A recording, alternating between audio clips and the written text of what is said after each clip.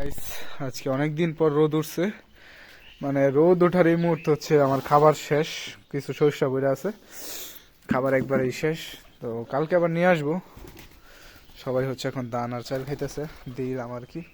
আর রইলো যেটা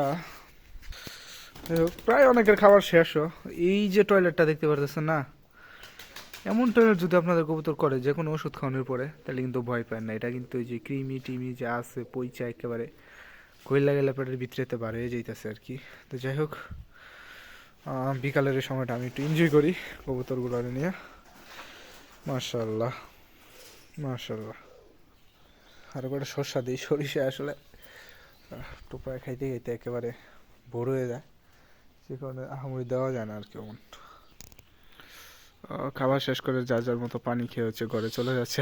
এই যে আমাদের নতুনটা, এইটা দেন হচ্ছে এরাও খাবার খাওয়াচ্ছে। তো যাই হোক, আমি এগুলো আর কি খুব এনজয় করি। এমনিতে আর কি ভিডিওটা করলাম, শেয়ার করবো আর কি। তো আসসালামু আলাইকুম, সবাই ভালো থাকেন।